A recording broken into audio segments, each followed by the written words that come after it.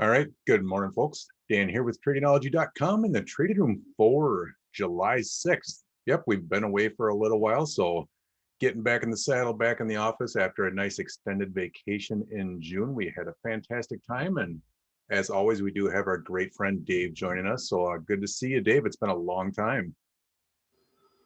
Make sure my speakers are up here, else I won't be able to hear you. There we go. Yeah, a little delay on my end, but yeah, good to see you too.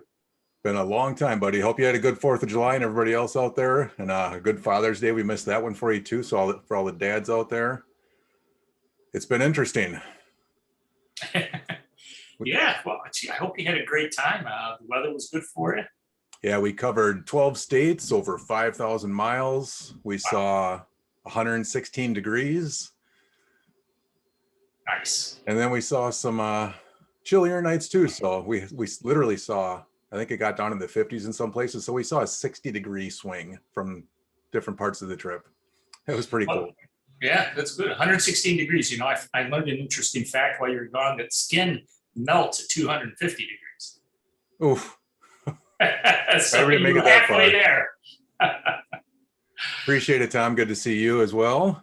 He says, "Merry Christmas," in case you take another one. You never know, man. I think I'll talk about my next plans later, but more of that is definitely coming in the future. I'll tell you that. Yeah, it's always good to get away, especially. I do like to drive. I haven't driven really long distances in a long time, but that's a lot of fun, especially with the rigs you got. The rig you got going on, man, that is really a nice setup. Yep, we keep testing each year a little bit more. First year or a couple of years ago was 1 week, then it was 2 weeks. This one was 3 weeks, so we're going to be hitting it more and more each time. Good times. Nice. I'll send out some pictures over the weeks here and give you some of the cool stuff we saw. I shared some with Dave along the way. Tom, Greg, Kyle, thanks for joining us, guys. Yeah, absolutely. And I was keeping an eye on the spreadsheet the whole time, so I wasn't completely disconnected, but I just wasn't actively trading because most of the places that didn't even have solid internet access to even have the confidence to execute a trade. So I wasn't going to get into that, doing any futures contracts or anything, but I was watching the updates and seeing it happen. I should pull it over because we had a real good clue that the Dow and the ES was going to have a down day today. If I pull over the Dow spreadsheet, that is fresh, brand new for July now. Yeah, I actually went short all three markets, YM, ES, and RTY on Friday after looking at the updated numbers. Yeah, looking at it. So this is what Dave's talking about here. As we see Friday, the swing turned down. There's actually selling on a major advance day of 152. That we had a -1, so that's definitely a bearish notation. So anybody that's keeping an eye on these spreadsheets, this is giving you clues as to how to position yourself on a shorter term basis. Then if we compare that to that NASDAQ, as you just heard him mention, he only did 3 of the 4 markets, whereas we didn't have quite as big, but there was similar selling on advance in the NDX. So we'll see if this rally lasts. If we take a look at the index itself, it has already turned in red. So I think it's going to be a short-lived gain today on that NASDAQ. Yeah, absolutely. Yeah, I think the bearish shorting kind of also gave us a clue here for the lack of bearish shorting, but also the lack of bullish shorting. So in the bullish shorting space, on the NASDAQ is a little bit stronger than it was on the Dow. The Dow was very sparse, very sparse. Look at that, over the last 4 or 5 days, we only had 2 bullish shorting points there, and no bearish. But it's when it gets sparse like that, especially with the kind of movements we've had, 210, 131, 152, that's not a good sign. That's a bearish sign.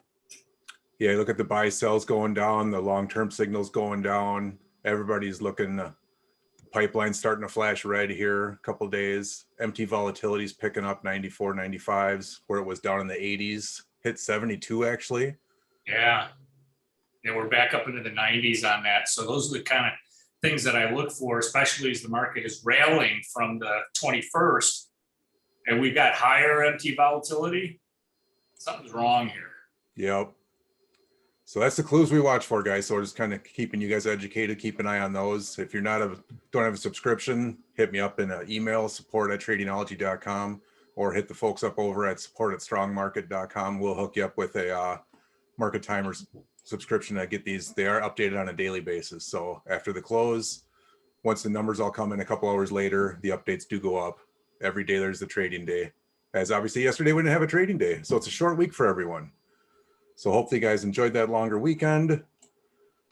And haven't looked at the headlines much today, but one thing I did want to take note of and pull over for you here.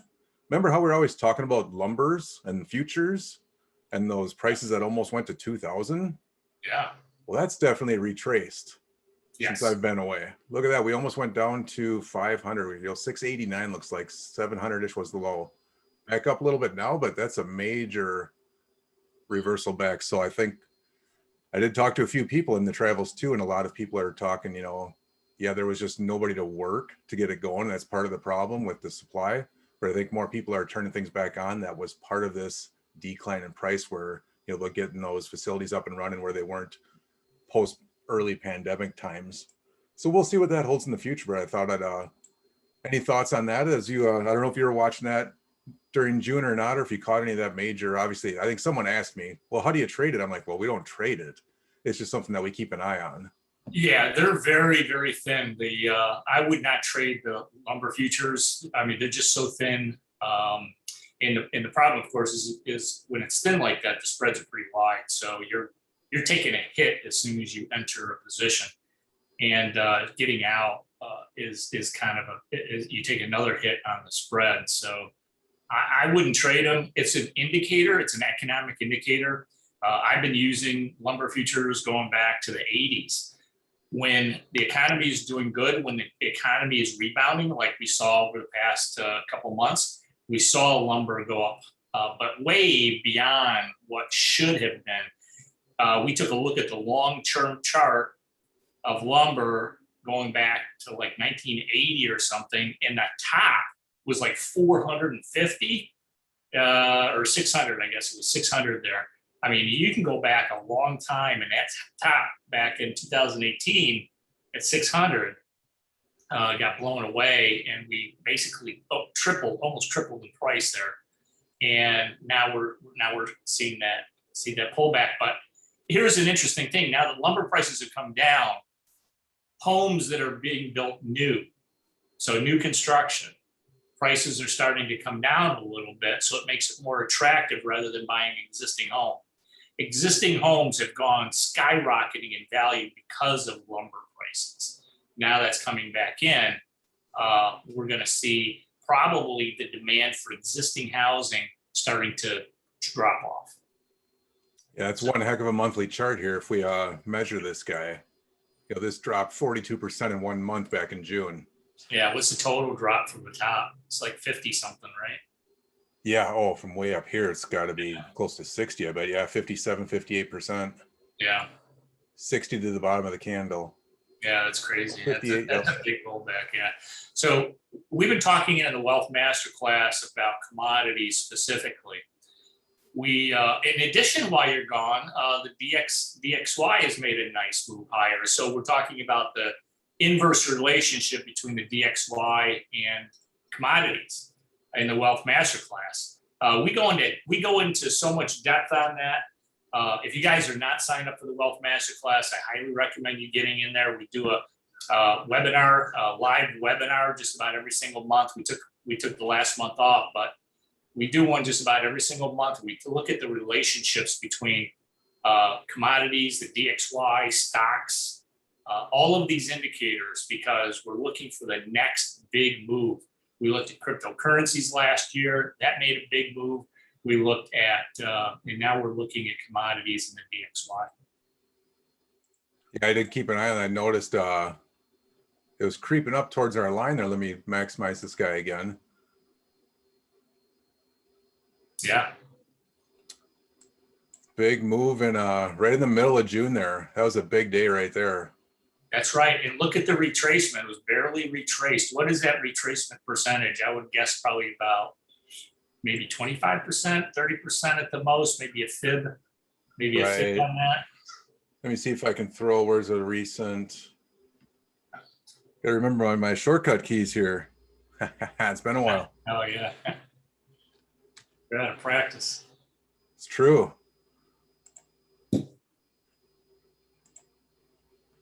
If I go to this swing low and that swing high, yeah, we just barely touched it. Hit the first one there at a 236. Didn't quite make the 382. Yeah, Didn't she's back close. on the move. Yeah, just did maybe barely close below that 236, but that's it. That's a normal retracement in a strong market. If we get the DXY starting to move higher, we'll see the commodity prices start to come down. But that's a normal retracement. All the other retracements that we had in the DXY have been pretty deep, and so that wasn't a good sign. But this is a much shallower retracement, which could indicate, hey, who knows? Not financial advice, anything can happen. But a shallow retracement like that, a short 236 retracement, could mean a strong bull market ahead for the DXY. Which would have a target of just above 94 right there, was where we'd have that target per the fib. Yep. 94.1, so keep an eye on that. And that's the US dollar currency index. The tradable asset for that is the UUP. Which has both options, of course, and you can buy the UUP directly at ETF. And that's what, yeah, look at the gap up that the UUP made during that June move with the Dixie. Yep. Major gaps. And there's the slight retracement, and it's on the move again. So if we drew the same fib on here, where was my swing low? Is about here. I make life easier myself, turn my magnet on. There we go.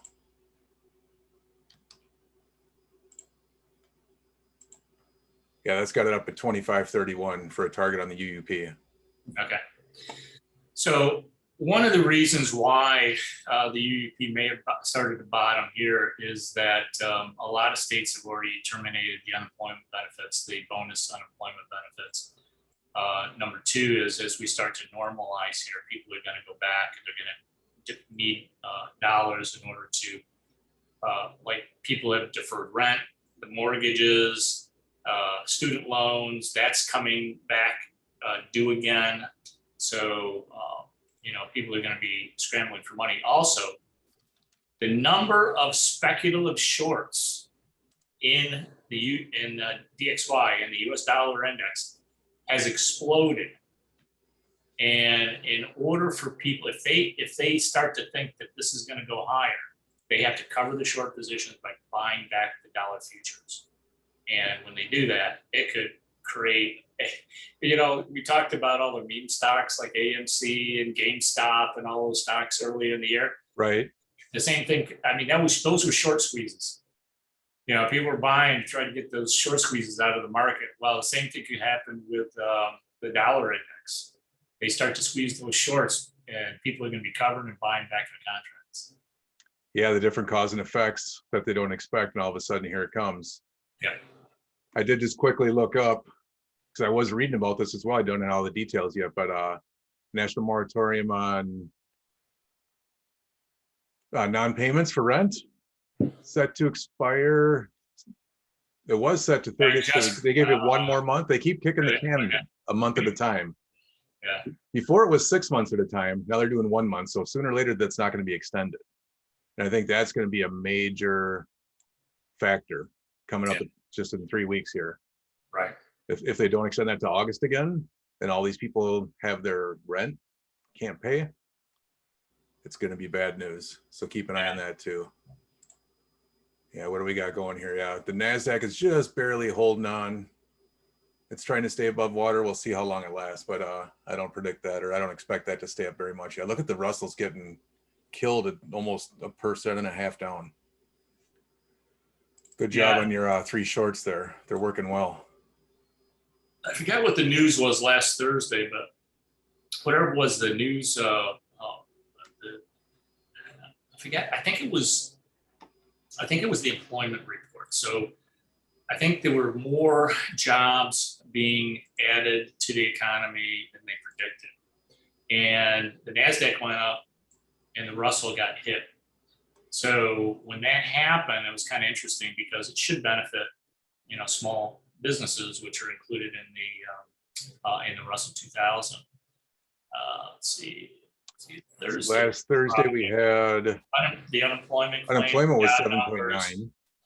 Yeah, they came down a little bit. I think it was maybe it was Friday. Claims are down to 364. That's a low since a long time, it looks like. Yes, that was a low, but it was the new jobs added. That's in the non-farm employment change, 850. Yeah, that was it right There there. it is. That was a big number, and it should have benefited the Russell 2000 stocks because they're mostly small and medium-sized companies, and they want people to go back to work. They need to be productive. Those companies need to increase their productivity, so it should have benefited them. But I saw the Russell go down about 20 points that day. I'm thinking something's wrong.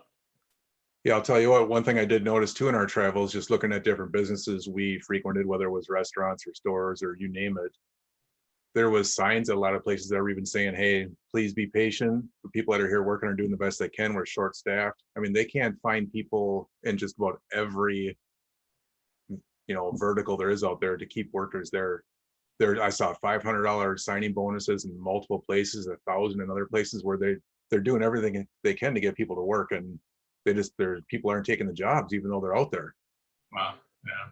So I think it's going to take, like you mentioned just a little bit ago, once those unemployment benefits run out, then those jobs will start to be filled. But yeah, there's lots of small business that's needing a lot of people to help work with them because they're half staffed.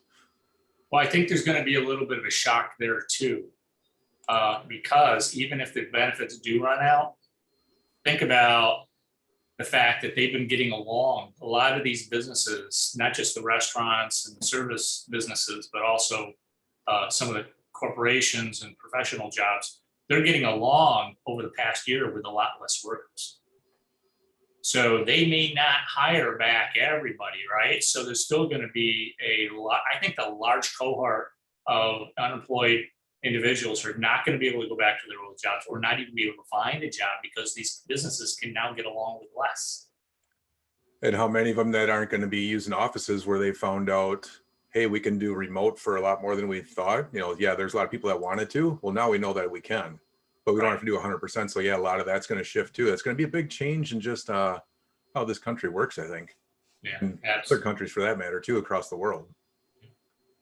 Yeah, I think that's a big deal. I think a lot of people are discounting that. They think, well, as soon as everything opens up, everybody's going to go back to work. That's not going to happen. I think these businesses are going to say we don't need as many people. I'll tell you one thing's for sure that I was kind of surprised at. Las Vegas is definitely open. That place was packed like no tomorrow. Yeah. Oh, no kidding. It looked like they didn't miss a beat other than there was a few people here and there wearing masks. It was wall to wall people in the streets. The casinos were full. I don't know about bookings. We didn't stay in a hotel there at all. We just picked up at the airport and walked down the strip and checked out, the fountains and whatnot. And yeah, the fountains end to end full of people. I'm like, yep, this place is open. Yeah, wow. It's probably one of the first places that open. I mean, everyone's flocking to these places. Yeah, I did see just recently over the weekend too that the airlines aren't ready to handle all the flood of people traveling. Like they aren't prepared for it. So they're like, there's not enough planes. And speaking of planes, we saw one of the airports where there are a parking lot of airplanes on our travels.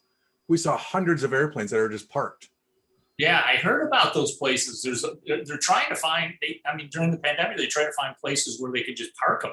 Yeah, it was out in New Mexico. We saw one. I forget what airfield it was, but it was not a busy airport, not like Santa Fe or Phoenix or anything like that. It was like out in the middle of nowhere. We're like, what are all those planes? I'm like, that's one of those parking lots. Wow. Just full. And not only are they trying to figure out how many planes they need, and plus they're not prepared for the surge in traffic to fly again, but prices have gone through the roof. My wife went to visit our daughter in California in early May. I bought the tickets in April. Coast to coast, she flew from New York JFK to San Diego, round trip for $180. Wow. Yeah. I looked for a ticket for my daughter to come home. She moved to LA. I wanted to buy her a ticket to come home the end of July, $1,000. So it's gone from 180 to $1,000. Wow. Yeah, they're making up for those losses in a hurry. That's right. That's crazy. So if you want to fly, yeah, you're going to pay through the nose for it. Yeah, if you're not using some type of miles, you're going to be paying through the nose. The one thing I should mention here in our last few minutes, I didn't bring over the internals yet, which is a lot what we do look at. Here was the clue that he was able to stay in short too. Look at this major move. We're right around the zero line to open up the session. We've almost hit negative 1500. Nothing lower but volume coming down. So if you guys hadn't seen, I did run into this before I left too. We had updated the $ ADD symbol.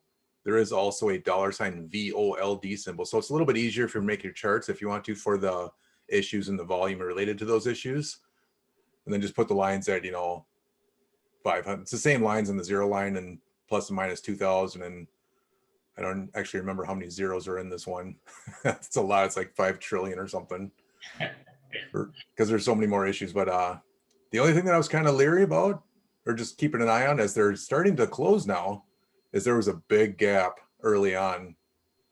But that gap is closing, so that may spell more bad news. So keep an eye on these internals. My bubble got bounced off of it, looks like. While I was away. Came down to hit that, and it's rebounded a little bit.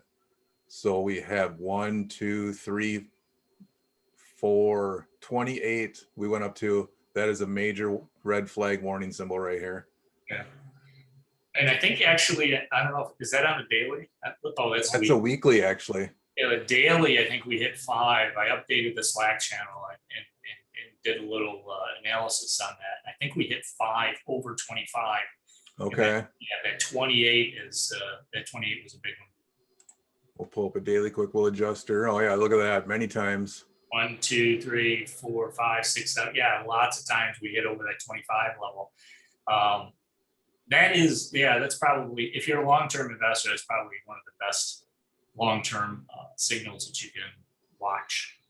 And it looks like this long-term support level on the VIX itself of 15 has been holding up, and now it's shot up today after yesterday it closed right on it, or excuse me, last Friday.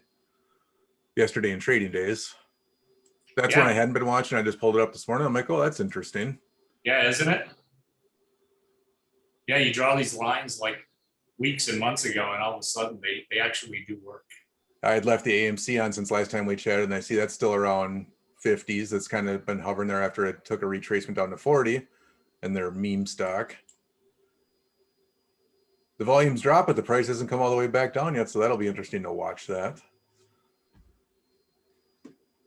All right, well, that's probably just about to be close to a wrap, so we appreciate you guys coming out. Hope you guys had a fantastic June, and we're ready for another Rockstar July. As always, got any questions, hit us up. Slack channels. I think got a couple questions we'll queue up for Thursday, so we'll get you ready for those after the fact. And any final words you got there, sir? Just a heads up, there is, I forgot his name, but there was a guy who does a lot of cycle research. And he said Friday, potentially within 1 or 2 day window, so it would have been Friday and today, was a cycle high. And so now if the cycle plays out, it'll start today and continue for about a month. If it doesn't, if it reverses like tomorrow, and we start going back up higher, then the cycle is broken. But he does he's gone back and done cycles for about, I think he said he went back all the way back to the 1920s cycles. Big cycle. On Thursday, I'll get you his name. Okay. But he does a lot of cycle research. He said today is a big cycle top. Interesting. Yeah. And that daily chart is hit right on that 8 EMA. So we'll see if that holds it all. If it doesn't, look out below. We might drop another 200 points on the Dow. We're down 336 as we close up shop here.